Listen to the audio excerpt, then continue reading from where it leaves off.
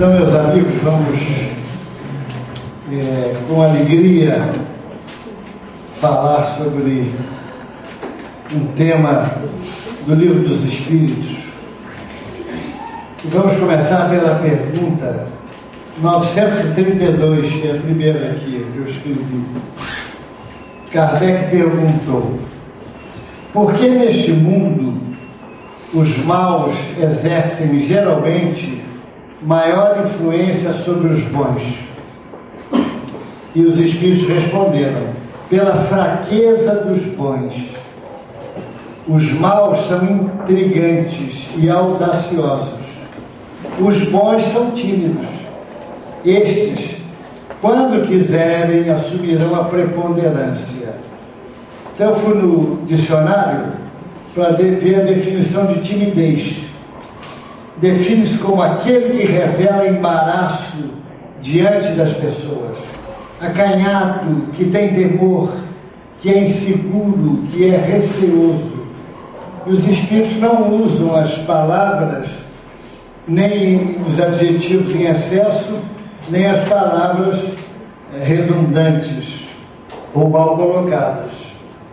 Então, partindo desse raciocínio, nós precisamos desenvolver por que os bons não fazem, não ganham espaço no mundo como poderiam, em razão da pergunta, da resposta, e deveriam ganhar. O mundo, nós perguntamos, mudará para melhor se os bons permanecerem nessa atitude pacífica e de timidez? Será que o mundo vai mudar para melhor? Não vai, não vai mudar.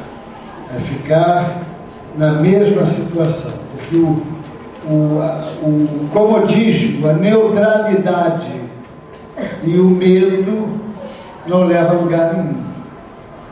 Então, porque o mundo não mudará por decreto divino. Quem espera que o mundo vá mudar através de uma hecatombe, através de, enfim, fenômenos extraordinários, pode esquecer. Conta-se até aquela passagem do homem que estava no muro,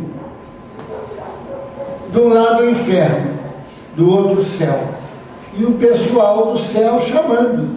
Ele estava em cima do muro, olhando, o pessoal do céu chamando, falando das delícias, das coisas agradáveis do céu, e ele ali parado. E o pessoal do inferno, ele notou que estavam lá nos seus labores, aquilo tudo, nem olhavam para ele. E ele e o pessoal do céu chamando, até que ele ficou curioso e perguntou a um dos diabinhos daquele: mas vem cá, por que vocês não me chamam? Só o pessoal aqui do céu que está falando, chamando. Não, porque o muro pertence a nós. Quer dizer, o muro pertence ao inferno. Quem está em cima do muro está nessa posição aqui no céu, né? A verdade é que quase todos têm religiões. Na Terra, a maioria tem religião, não é? E, no entanto, o mal predomina na Terra. A criatura tem religião, se diz religiosa, tem o título, não obstante, o mal predomina na Terra. Se nós perguntarmos aquelas criaturas infelizes que estão nas prisões, a grande maioria vai falar numa religião daquelas. E eles estão lá por escolha, pelo livre-arbítrio. Um dia eles escolheram aquele caminho e a consequência foi aquilo lá, né? A verdade é que todos querem a felicidade, mas a felicidade, gente, só se encontra através de uma posição que a criatura pode e deve exercer. Felicidade só se encontra através do trabalho. O trabalho, o bom trabalho, que nem todo labor é bom, mas o bom trabalho seguramente leva a criatura à felicidade. Todos os grandes trabalhadores são felizes. Pode observar, nenhum trabalhador é certo que qualquer trabalho, a criatura primeiro tem que gostar daquilo que faz.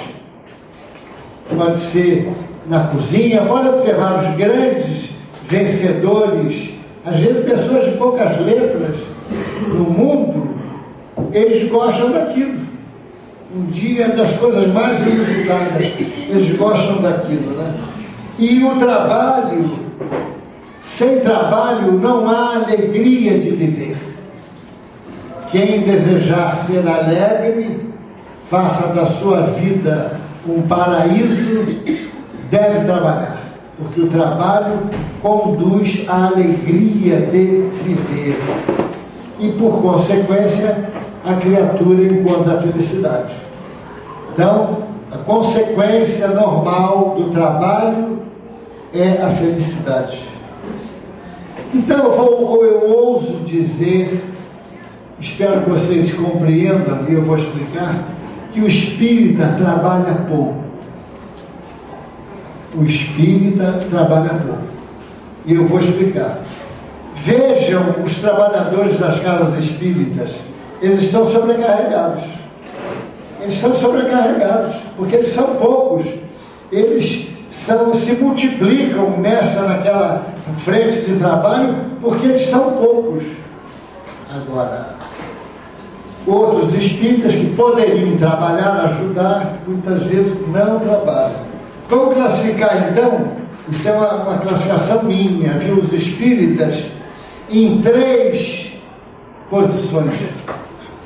Primeiro são os recebedores, os espíritas que estão sempre prontos a receber. Eles recebem o passe, eles recebem a água fluida, eles recebem a página de consolação, eles estão prontos a receber, não é? A criatura, quando eu estou doente, com uma dorzinha aqui, eu vou lá no centro, outro dia eu estava com uma dor no fígado mesmo, tomei um passe, que beleza, saí bom. E tem aqueles mais exigentes, não, eu tomo passe, mas eu quero tomar passe com a fulana, porque a fulana, quando dá passe, ela respira mais forte e ela treme um pouco o corpo. Então ali tem que ter um espírito. O outro, eu não sei, às vezes ele dá passe, não faz respiração normal, não faz movimento nenhum, não sei se tem espírito ali. Agora, a fulana tem. E a pessoa sorrateiramente vai para a fila da fulana que funga e treme na hora que passa. Porque ali tem o espírito e ela considera que com aquele espírito ela vai ficar melhor ainda, né? Gente, porque o outro fala, não, eu vou ao centro, em casa, ninguém me trata bem, todo mundo me despreza, minha mulher, meus filhos, lá no centro não, quando eu chego todo mundo me abraça, todo mundo me dá importância que eu não tenho nem no trabalho, nem em casa. Então a criatura vem no centro carente para receber essa inspiração, essas vibrações de fraternidade. É natural isso, né? Então os recebedores recebem. Domingo passado tivemos aqui mais de 250 pessoas. As primeiras chegaram às 5 horas da manhã para receberem uma mensagem. É certo, é perfeitamente honesto, e o Espiritismo é consolador, a criatura querer receber uma mensagem consoladora. Mas ela não podia chegar também às 5 horas da manhã para varrer o centro? Podia. Bastava atender. Ela não podia chegar às, já não digo 5h30, 6 horas da manhã para arrumar remédio na farmácia? Tem tanta frente de trabalho que a criatura pode enfrentar, mas o problema é a rotina da vida. Emmanuel diz que a rotina é a ferrugem das ideias. Nem ela sua aqui, nem ela reflete, faz reflexão lendo o livro, deixa o livro pela verdade. Os segundos espíritos são aqueles que limpam, são os que limpam as cadeiras, limpam as poeiras das cadeiras. Eles vêm às reuniões religiosamente, aí é claro, às vezes a cadeira está empoeirada, não foi limpa, aí eles limpam a poeira da cadeira, mas somente isto, né? Como disseram os poetas. Tem espírita que, eu falo porque não fui eu quem falou, tem espírita que alisa o banco, mas ele pensa 2 vezes se precisa dar duro, diz com licença e vai embora. Cornélio Pires falou. Quem observa e pensa, percebe em linhas gerais que a preguiça é uma doença de quem descansa demais, disse Jair Presente. Mas todos nós temos uma desculpa perfeita para não integrarmos a equipe do trabalho do centro. Todos nós. Emmanuel adverte, desculpismo sempre foi a porta de escape dos que abandonam as próprias obrigações. E as criaturas são tão hábeis nas desculpas, tantas são as evasivas e tão veementes aparecem que nos convencem de que estamos à frente de grandes sofredores ou de criaturas francamente incapazes. Porque elas se colocam ou na condição de grandes sofredores e por isso não podem trabalhar, se dedicar, ou são incapazes. Outro dia falou, sou velho, sou muito imperfeito, tenho muitos pecados. Não, você não é aposentado, sou pelo INSS, então já começou a pagar os pecados, essa coisa toda, né? essa lamentação. Então, gente, vamos pegar 2 exemplos para acabar com esse desculpismo de que é imperfeito, que é muito pecador e não pode trabalhar. Vamos pegar 2 exemplozinhos, Paulo e Madalena. Paulo de Tarso. Vocês imaginaram quando ele era Saulo o que ele fez? Ele corria atrás dos cristãos para matar. O primeiro mártir do cristianismo, Estevão, foi Paulo que mandou matar, ele era uma autoridade, mandou apedrejar, matou-o pelo apedrejamento. E ele foi célere atrás de Ananias, que era cristão, na cidade de Damasco, quando Jesus interrompeu a carreira de Saulo, fazendo ressurgir a personalidade de Paulo. Então, se Paulo ficasse parado, gente, pensando nos pecados que ele cometeu, nos deslizes quando ele era Saulo, surgiria Paulo? Paulo estaria na nossa frente? Não, ele ia ficar se lamentando, Jesus, olha, eu bem que quero, mas você conhece meu passado, eu fui um criminoso imperfeito, como é que eu posso trabalhar no bem? E Madalena, gente, seria chamada hoje mulher de programa, 7 espíritos obsessores estavam com ela. Se ela fosse parar, e foi para simbolizar não só a possibilidade do espírito ser vencedor sobre a carne, como também ilustrar, mostrar que todo aquele que luta para vencer o passado sombrio, Jesus está com ele. Foi por isso que Jesus apareceu primeiro a Madalena. Nem para os discípulos, nem para Pedro, que estava sempre junto, nem para sua mãe, apareceu a Madalena, simbolizando o seguinte: gente, não importa o passado, não importa o pecado que tiveste, se lutares para vencer o pecado, estarei convosco. Pode contar com a minha assistência através dos benfeitores espirituais, que estão sempre conosco. Então, gente, na pergunta 643, Kardec perguntou: há pessoas que, por sua posição, não tenham possibilidade de fazer o bem? Não. Há ninguém que não possa fazer o bem. Somente o egoísta não encontra jamais a ocasião de praticá-lo. É suficiente estar em relação com os outros homens para se poder fazer o bem. Só o anacoreta é aquele que vivia no deserto, né, Eduardo? Aquele que vivia só é mesmo assim, ele pode fazer o bem se ele orar por aqueles que ele não vê, mas que estão em qualquer canto. Então, aquele que vivia metido numa furna, esse não pode fazer o bem, mas enquanto tiver uma pessoa do nosso lado, nós podemos fazer. Então, já imaginaram, gente, se ambos Pedro e Paulo e Madalena ficassem presos ao sentimento de culpa, eles não iriam para frente. O Chico, certa vez, feita uma bandinha de crianças pobres, foi tocar para ele. Ele observou todos vestidos simplesmente pobres. E o mais triste era um garoto que tocava chocalho. Aquele chocalho. O Chico observou aquilo, como o Chico via longe. Quando terminou, ele foi lá, se ajoelhou diante do garoto que tocava chocalho. Como é o nome do seu instrumento, meu filho? É chocalho, disse ele meio triste. Pois olha, é o instrumento que eu mais gosto. É esse que você toca, porque chocalho rima com trabalho. Mas então vejam a perspicácia do Chico para motivar, para dar alegria ao garoto, né? Então o mundo, gente, só se transformará pelo trabalho. O bom trabalho, é claro. Só assim transformaremos o mundo de provas e expiações. Guardem bem isso. Vamos transformar o mundo de provas e expiações num mundo de provas e ações. Não é melhor?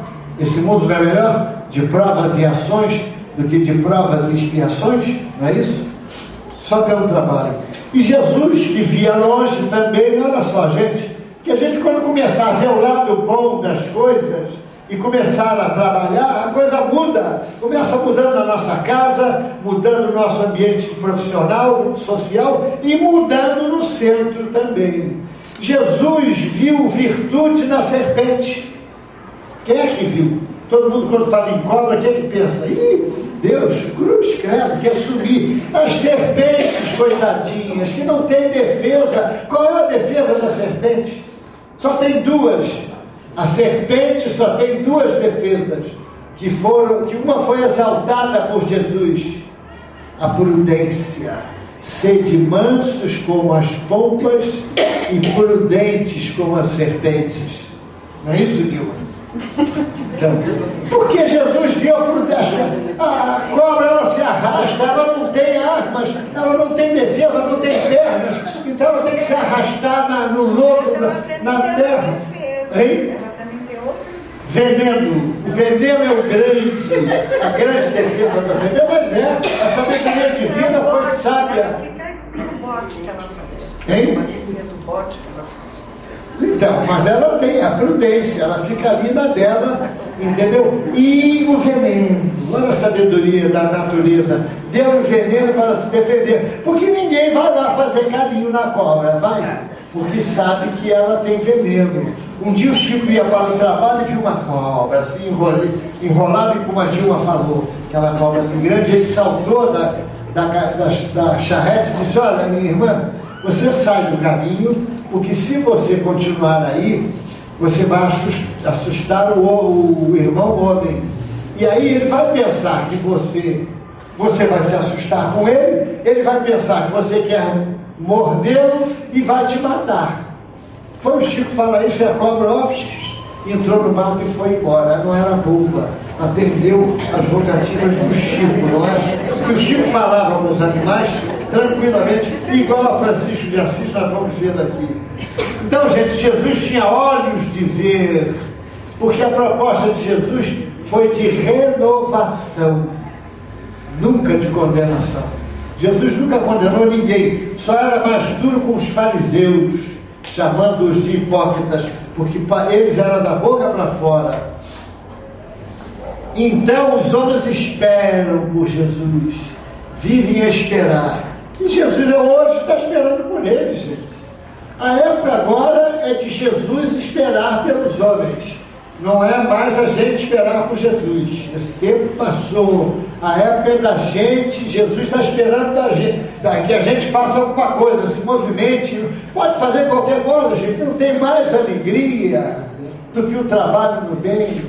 Eu conheço uma equipe, tenho até inveja deles, porque um dia eu quero fazer parte dessa equipe, que distribui quentinha na rua, e depois eles vão confraternizar, comer um sanduíche, uma pizza, com a maior alegria, e riem, e brincam alegres. Então, gente, isso tem preço, isso distribuir quentinha e depois encerram a noite brincando, alegres, tranquilos. Só o trabalho faz isso. Só o trabalho faz isso. Então, por que a dor está aí, gente? A dor, o que é a dor? A santa dor. Olha só o que ela é. Ela é, gente, a dor, vamos escrever aqui, dor. Convite, é um convite para o despertar da criatura. Sem a dor, a criatura não desperta. Fica desperta. Tem que levar um tranco, igual o Fusca antigo que levava tranco para pegar o motor. Pegava no tranco, né? Empurrava daqui e dali para pegar, né? Então, aqueles que param no caminho da beira da estrada, a gente deve trabalhar dobrado. Aqueles que pararam no meio do caminho, por causa alegando imperfeições ou falta de condições, devem trabalhar dobrado. Sabe para quê? Para tirarem o atraso. Eu estou falando dos espíritas, porque o espírita que para recomeçar é mais difícil. Palavras do Chico. A situação é mais difícil. Aquele que para no meio do caminho, alegando imperfeições, dificuldades, para ele retornar ao serviço. Qualquer trabalho, qualquer atividade que a gente faça, quando a gente retorna, pergunta ao rapaz que toca violão, a Dilma aqui, se ela parar uma semana, 15 dias, os dedos ficam duros. Não é isso? Ficam duros, não conseguem. Então tem que treinar sempre esses grandes violonistas e músicos, eles tendo 6, 8 horas por dia, para não perderem o ritmo, aquilo tudo, né? Então tem hora aí, gente, para não trabalhar, porque não importa a idade. Ontem conheci uma senhora de 88 anos, lendo Vinha de Luz, fazendo preparo num centro que eu falei. 88 anos, alegre, jovial. 88, ela me falou do meu lado, ela está querendo corrigir dizendo 82, mas foi 88. Ela mentiu, a idade ela quer ser mais jovem. 88, alegre, feliz. Olha, Gilberto, eu sou espírita há 30 anos.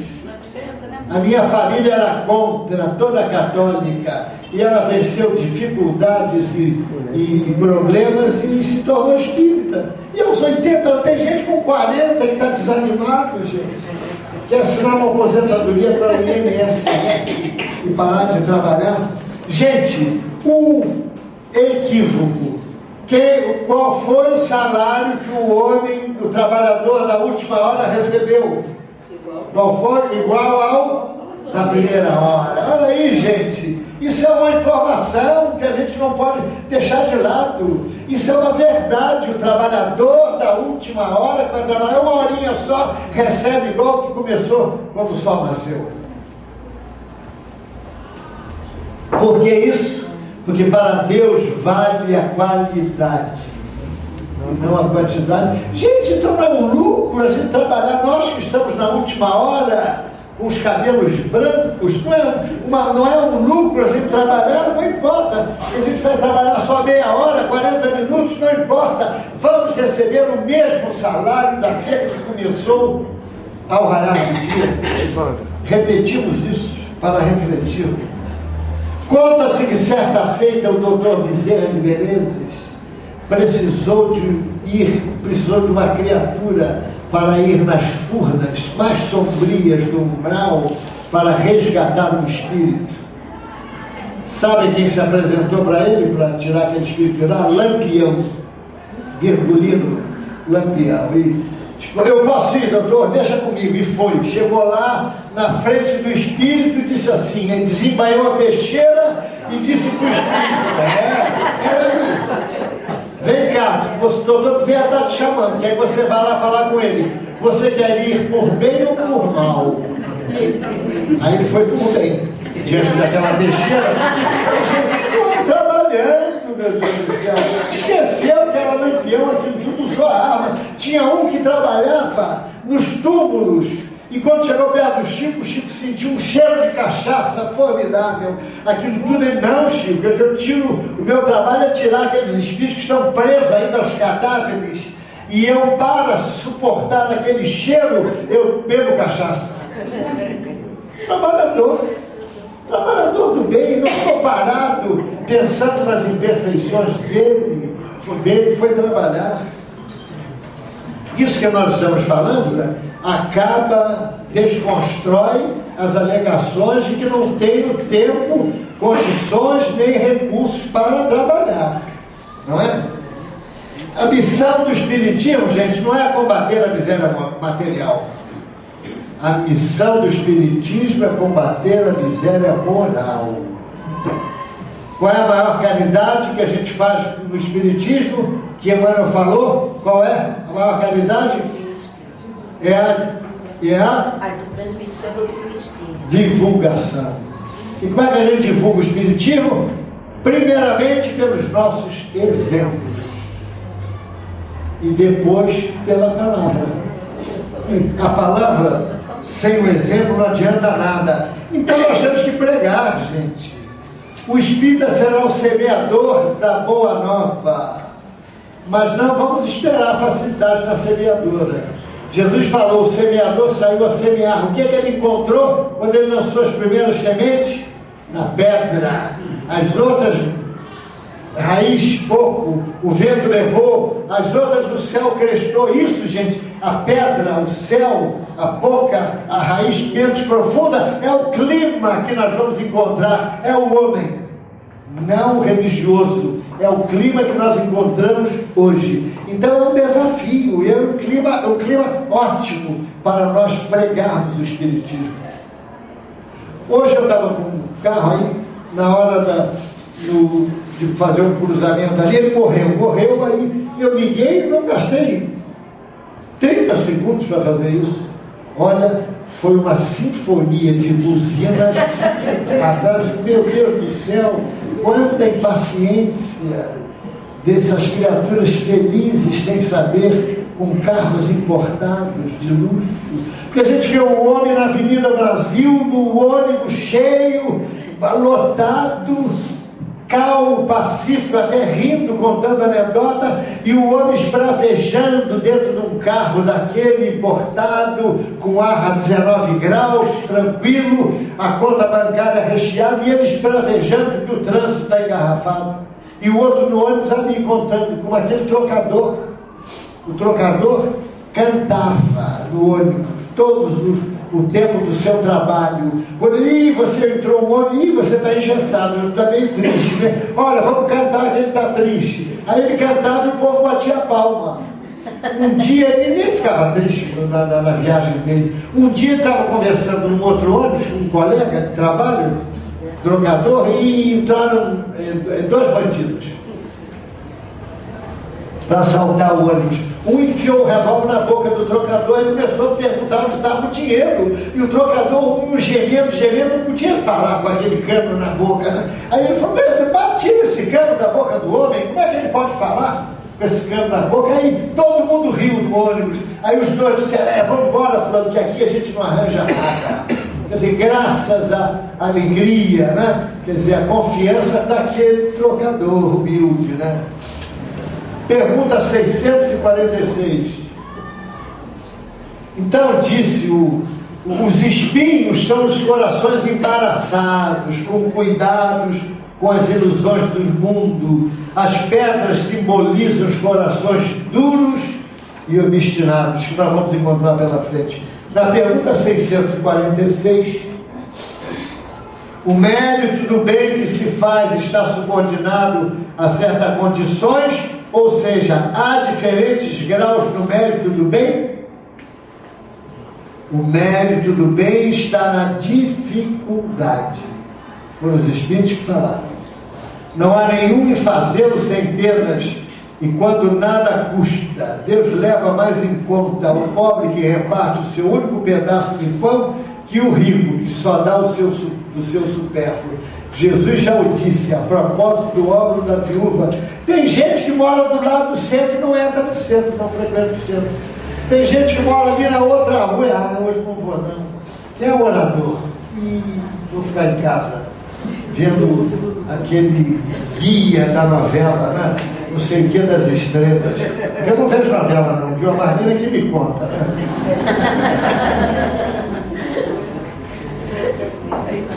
Então, gente, olha, tem gente que viaja quilômetros, centenas de quilômetros para vir ao centro. E vem com alegria e entusiasmo. E tem gente que mora do lado, não quer dizer que todos que moram do lado, matematicamente, tem que frequentar o centro. Mas tem gente que mora do lado e é espírita e é comodista, não vem ao centro, fica na internet, na poltrona. Aliás, acho até que vou desligar a internet, viu, Paulo? O povo agora está ficando mais em casa do que vindo aqui, vendo pela internet. Não, isso, vamos ver pela internet, uma vez, é um progresso a serviço da doutrina. Uma vez, quando José Raul veio aqui, um senhor de Londres, brasileiro, comentou na área de texto que a avó dele, que era espírita, estava chorando assistindo a palestra de José Raul, lá em Londres. Quer dizer, então vejam o lado positivo da internet. Então vamos falar, Jesus já o disse a propósito do óvulo da viúva. Foi o final da pergunta. Então, o que a viúva fez isso? A viúva pobre. Ela entrou, todo mundo olhou para ela mal vestida, um ambiente contrário a ela, só tinha ricos endinheirados ali dando. Eles pegavam as dobras de ouro, aquilo tudo, trocavam por moedas para jogar no gasofilaço, que era como se fosse um garrafão de cobre, com um gargalo, e no fundo a base mais larga, e eles trocavam por moedas e jogavam ali para fazer bastante barulho, para chamar a atenção da assistência, e pensavam, viu, eles vão, com toda certeza, viu como fulano é caridoso? Quanto dinheiro ele botou ali no gasofilaço? Então a viúva pobre, enfrentando esse clima, enfrentando o desprezo, o deboche até dos apóstolos, foi em frente e colocou duas lépitas no gasofilaço. Sabe quanto representa? Eu fiz as contas, vim fazendo, demorei um pouco, né? Para fazer a conversão das lépitas para cá. Sabe quanto representa? 2 centavos. Agora, no sinal, experimentem abaixar o vidro quando o garoto pedir, deem 2 centavos, mas subam o vidro rapidamente. Então, gente, ela deu 2 centavos, meu Deus do céu. E todo mundo debochou. Aí, não existe mais. É 5 centavos. 5. Porque eu sou do tempo de 1 centavo. 5 centavos. Então vamos dar 5 centavos. 5 centavos. Bom, então, gente, o que eu estava falando mesmo? Então, a viúva, experimentem. A viúva enfrentou o desprezo de todo mundo. Mas sabe por que ela fez isso, gente?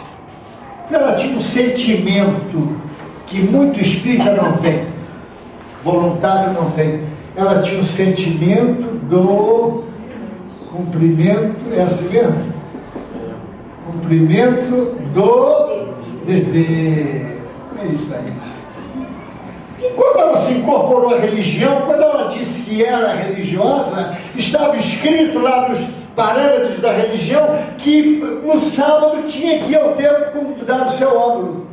Então aquilo fazia parte, era um regulamento da religião, e ela colocou aquilo no seu coração. Então ela tinha um acendrado, um alto sentido do cumprimento do dever. Quando muito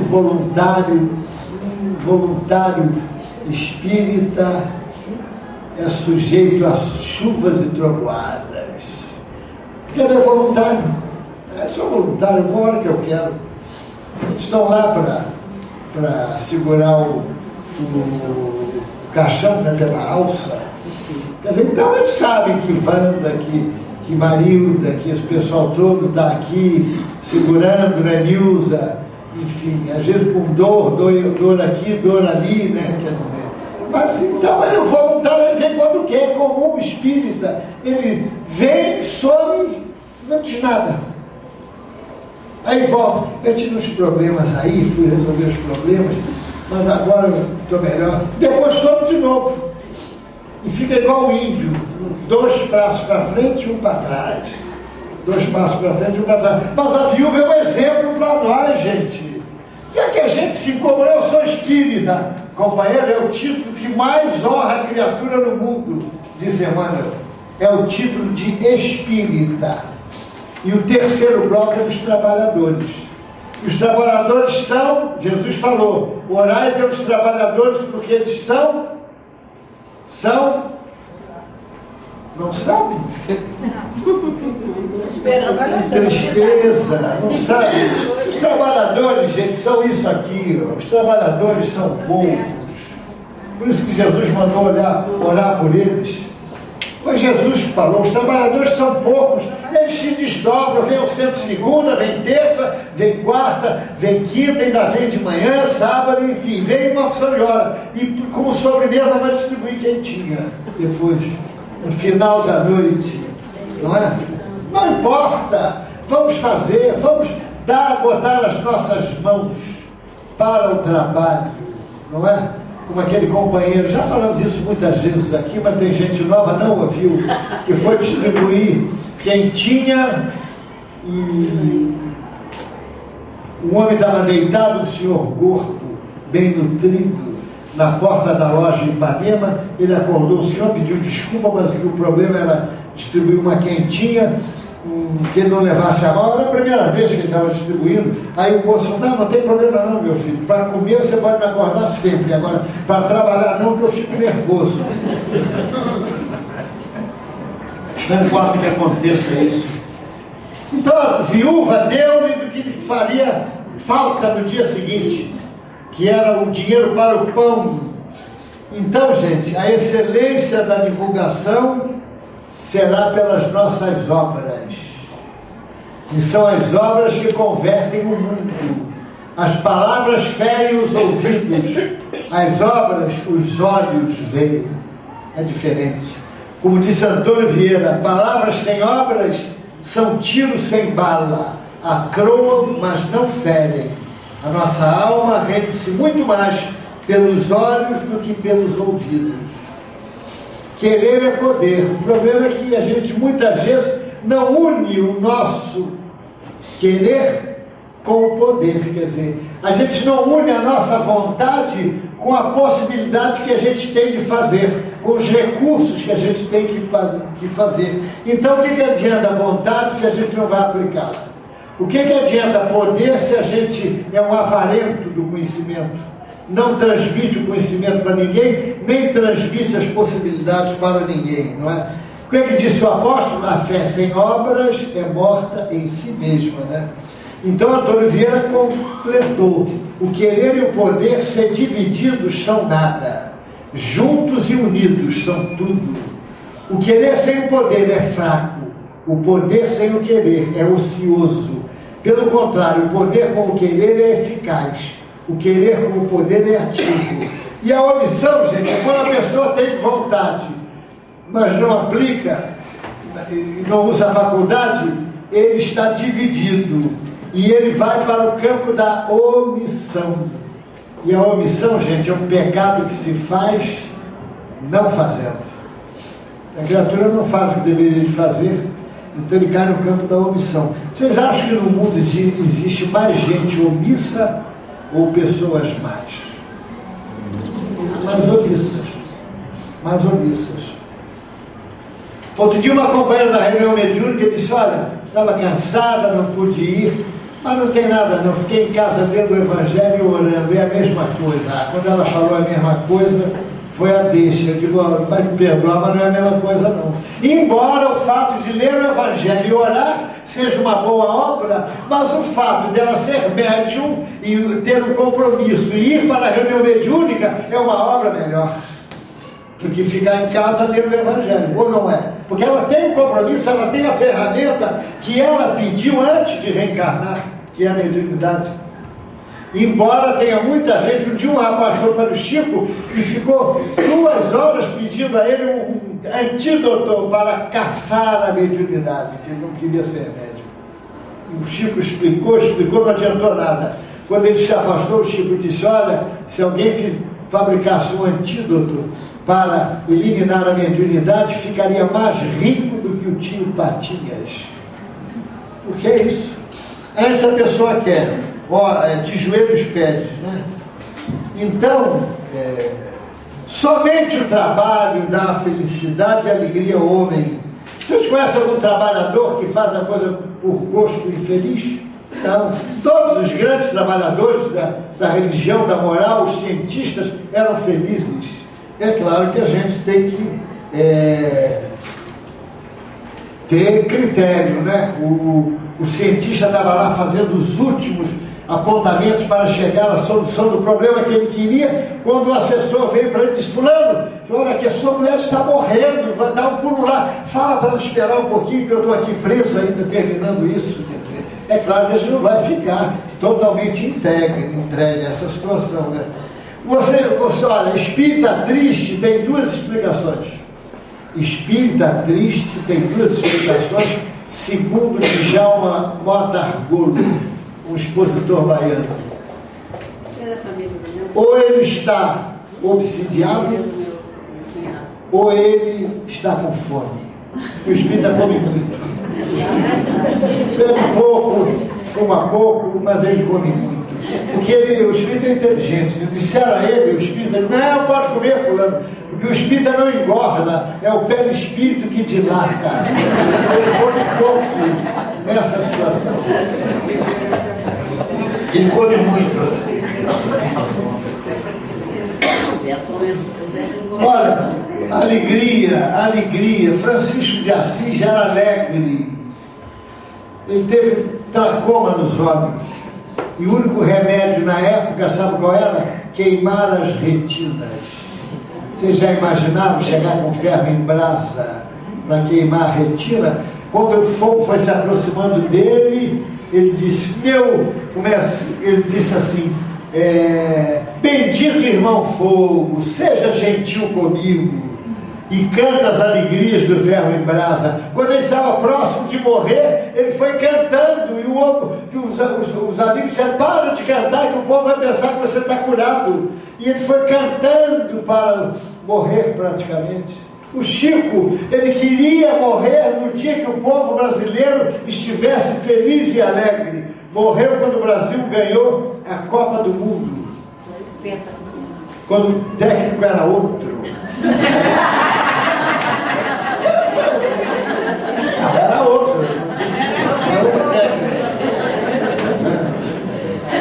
Então, quando a viúva pobre, voltando a ela, quando a viúva pobre, mas antes disso o Chico era extremamente alegre, ele foi um oftalmologista materialista. O Chico está cego de um olho e no outro tem 30% de visão. Sabe o que é um cego, Chico? Ele ficou calado, o homem disse: o cego é um cadáver que pensa. Aí o Chico falou: bom, se eu ficar cego, eu vou comprar um bandolim, vou para a esquina para tocar e alegrar o povo que passa. Aí ele completou: diante daquela resposta do médico, eu só podia dizer isso. Quer dizer, então era alegria em todos os sentidos. Mas a viúva pobre, quando se dispunha a deixar a sala vazia, quando todos, Jesus e Pedro, se dispunham a deixar a sala vazia, eis que surge uma escrava velha, de rosto avelhantado e passos vacilantes. Surgiu no limiar para atender a limpeza e movimentava-se em minutos rápidos. Aqui recolhia flores esmagadas, ali absorvia com panos úmidos os detritos deixados pelos enfermos descuidados, mas sempre com um sorriso nos lábios e a paciência no olhar, brunindo o piso em silêncio para que o ar se purificasse na sublime residência da lei que era o templo. E Pedro então perguntou, foi o Humberto de Campos que falou isso, vão ler para não perder o brilho da reportagem de Humberto de Campos. Senhor, disse Pedro, foi então a viúva pobre a maior doadora do templo de nosso Pai? Realmente, elucidou Jesus em tom fraterno, a viúva deu muitíssimo. Porque enquanto os grandes senhores aqui testemunharam a própria vaidade com inteligência, desfazendo-se de bens que só lhes constituíam embaraço à tranquilidade futura, ela entregou ao Todo-Poderoso aquilo que significava o alimento ao próprio corpo. Mas em seguida Jesus apontou a serva anônima que se incumbia da limpeza sacrificial e concluiu: a maior benfeitora para Deus aqui, no entanto, Pedro, ainda não é a viúva humilde que se desfez do pão de um momento. É aquela mulher dobrada de trabalho frágil e macilenta que está fornecendo à grandeza do templo o seu próprio suor. Então, gente, Jesus aprofundou o ato de servir nos mínimos detalhes. Então, a criatura que serve, não é? A gente podia, quem não pode, gente? Eu vou ao centro hoje fazer uma limpeza da cozinha. Quanta dona de casa tem aqui severa, firme, que o marido, ai do marido que entre na cozinha com os sapatos sujos, ou que apanhe na frigideira a batata frita que ela está cozinhando. Ela reclama sempre: tira a mão daí com essa mão suja, entrou em casa sem lavar as mãos. Então a gente não pode, gente, vir aqui um dia, eu vou lá aqui para lavar a cozinha, para arrumar esses armários. Eu vim aqui para encerar no centro. Não pode. Por que não podemos? Pode ficar com uma dor nas costas depois, né? Mas depois essa dor passa. Então, quanta coisa, isso aqui é uma casa grande, gente, onde moram muitas pessoas que recebem muitos convidados. E por isso a conservação tem que ser constante. Aí fica na mão do Mateus, da Marlene e do Dezinho. É 3 pessoas. Fica o Mateus ali: Mateus, tem que fazer isso. O Mateus faz. Porque o Mateus foi criado na disciplina militar. E isso é um lado positivo para as pessoas. Então, gente, são poucas pessoas. São conta-se a dedo os voluntários porque tem que ter amor, vestir a camisa. Nós entendemos que se a pessoa não veste a camisa, não vem. Não tem amor. Quantas pessoas a gente atende no atendimento fraterno que se diz: eu sou espírita há 30 anos, há 20 anos, frequentei o centro tal e vim para cá. Então a gente bota, claro, o regulamento. Olha, você vai ficando, se você gostar da casa, do ambiente, e sem falsa modéstia, eu acho que não é muito difícil gostar da casa aqui que nos abriga, não é isso? A maioria procura ser fraterno, está sempre sorrindo, não é? Então, a pessoa, se você vai ficando, se você gostar, você é médico, não tem problema. O primeiro lugar que você vai trabalhar é no passe. E depois a gente até vê o problema da reunião mediúnica. Perguntem quantos ficaram e voltaram nesse atendimento fraterno. Talvez eu tenha ido por um caminho que não é o melhor caminho. Eu também acho. Também acha? Diga lá. Bota todo mundo para trabalho. Hein? Teu nome é trabalho. Não, isso aí. O trabalho bom é bom para todo mundo. Sabe quantos ficaram? 0. Então, não sei porquê. Eu sei que a gente fala do atendimento fraterno e as estatísticas têm lá um caderno grosso assim de fichas das pessoas que vêm. Então, gente, a gente oferece trabalho, graças a Deus que a nossa casa oferece trabalho. Se você, Marilda, fosse no centro do Rodrigues Ferreira, sabe o que ele fazia? Porque tinha mais trabalhador do que oportunidade de trabalho. Então ele pegava a roupa que recebia, terno, mandava uma equipe lavar. Era a equipe responsável por lavar os ternos. Depois pegava a outra equipe: olha, tem que tirar os botões todos do terno, alinhavar, botar direito. A equipe tirava. Depois ele passava para outra equipe que dizia: olha, tem que colocar botões no terno. Então ele arranjava um jeito. Depois a quarta equipe era para lavar os ternos, lavar de novo. E a quinta era passar. Então, gente, o que trabalhava, botava o corpo para trabalhar. E quando a gente está no trabalho, gente, o pensamento ocioso, o que é?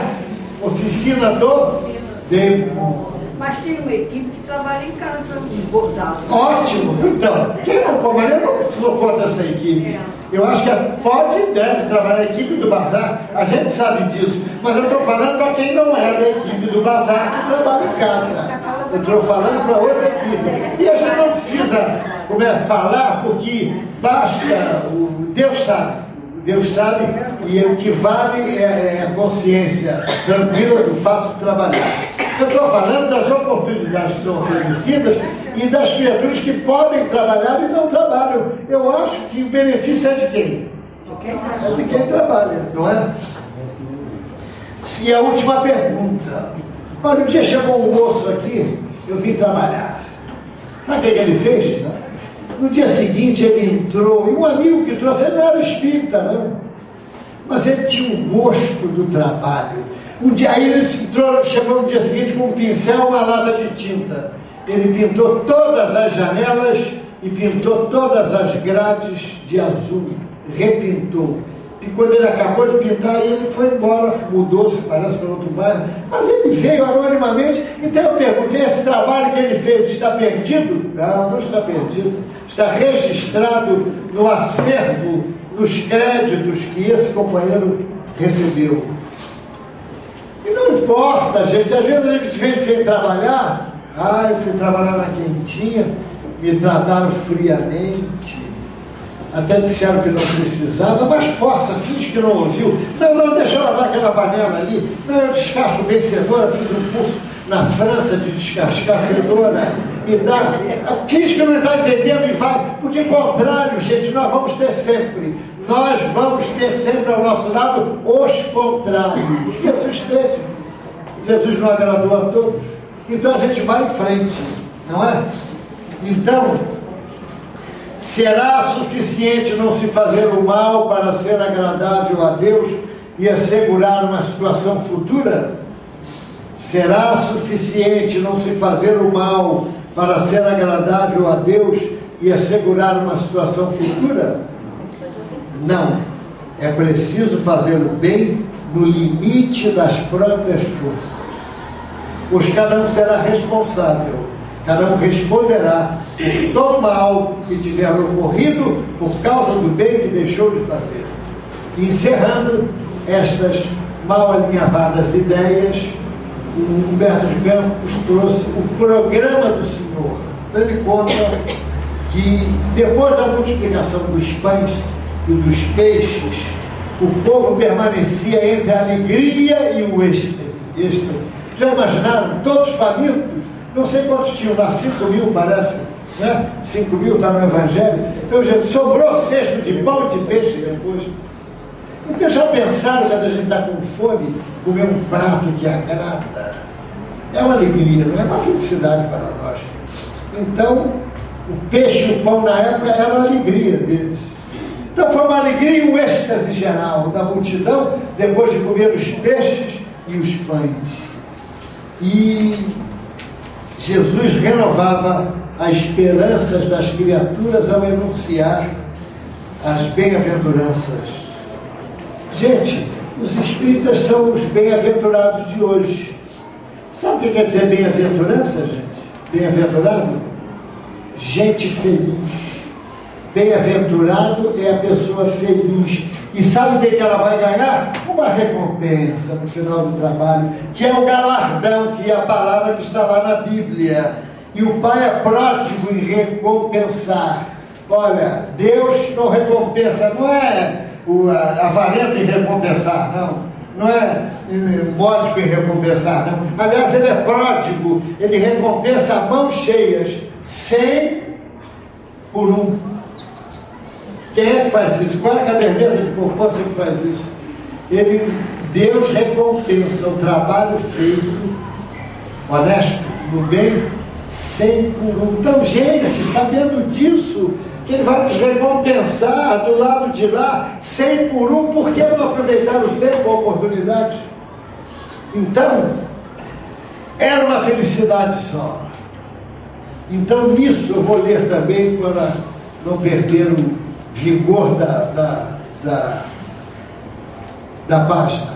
Nisso aproximou-se Manibel, destacado funcionário de Jerusalém, que criva Jesus de perguntas, interessado que estava em minúcias acerca do novo reino. Em que alicerces será restabelecida a nova ordem? Perguntou Manimeu a Jesus. Em obrigações de trabalho para todos. O interlocutor esfregou o sobreceio com a mão direita, evidenciando inquietação, e prosseguiu. Qual a função dos melhores? Melhorar os piores. E a ocupação dos mais inteligentes? Instruir os ignorantes. Senhor, e os bons? Que farão os homens bons dentro do novo sistema?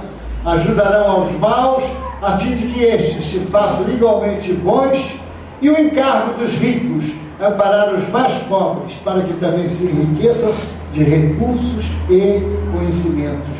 Senhor, como tudo isto é estranho, disse ele, porque eles esperavam um Messias dominador, soberano, general, que dominasse os haveres, os poderes humanos, não é? E Manibel, acompanhado por algumas centenas de pessoas bem situadas na vida, deu-se pressa em retirar-se, proferindo frases de insulto e zombarias. Quer dizer, não entendeu. Por enquanto, este é o clima. Então, gente, os tempos são chegados, não é? Não basta trabalhar, é imperioso fazê-lo com amor, como disseram os benfeitores amigos. Queria orar com os doentes o médium Lucas Moraes. Viu a extensão do trabalho ao grupo, não voltou mais. Disse Cornélio Pires. Meu caro irmão em Jesus, fica sempre certo disso. O caminho para o céu tem o nome de serviço. Disse Cornélio Pires. Tem que ter coragem moral para enfrentar os contrários, né? E, gente, continuar na tarefa, olha só. Continuar a coragem da fé e continuar a serviço do bem, quando tudo nos parece uma esteira de males aos nossos pés, é permanecer sem esmorecer na execução dos mais pesados deveres, quando muitos dos companheiros dos primeiros dias já se tenham distanciado de nós, é perseverar trabalhando com a certeza invariável na vitória da verdade e do amor, a benefício de todas as criaturas, a despeito de todos os pesares. E o nome disso, gente, chama-se, tem um apagador aqui que é legal mesmo, apaga tudo mesmo.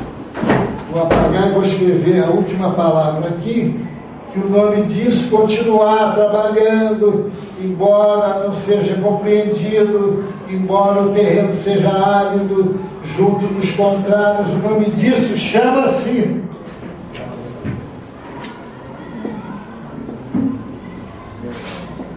lealdade ao Senhor. É isso. É ser leal até o final. Kardec foi leal até o final a Jesus, lealdade suprema. Chico Xavier foi leal, fiel, fidelidade. A característica desses espíritos é a fidelidade ao cumprimento do dever.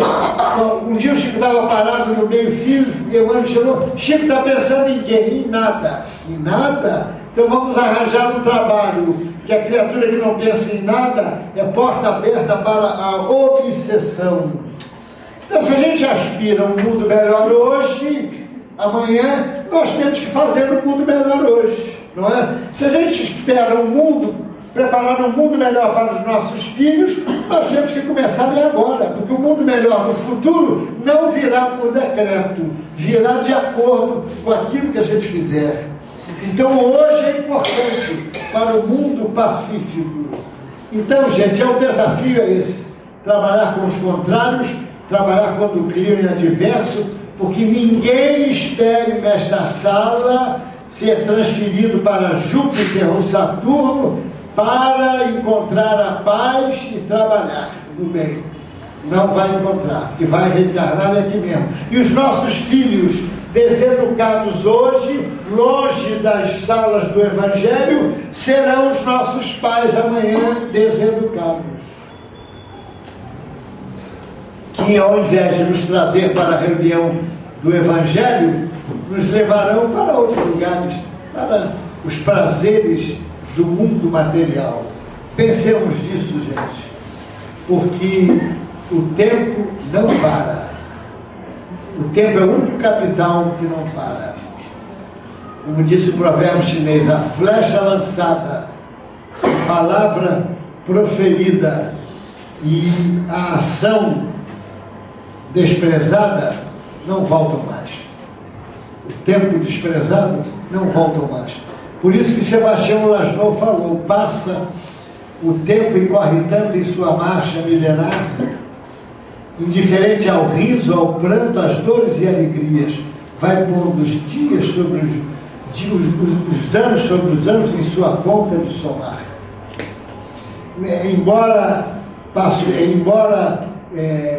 pleno nos seus arcanos, vai pondo os dias, os anos sobre os anos em sua suprema conta de somar. Passa o presente a ser passado, passa o futuro a ser presente e a ser passado a de passar. Enquanto o tempo indiferente, em seu constante caminhar, em sua marcha indefinida, vai pondo vida sobre vida em sua eterna conta de somar. Muito obrigado pela paciência de todos. Muita paz a todos.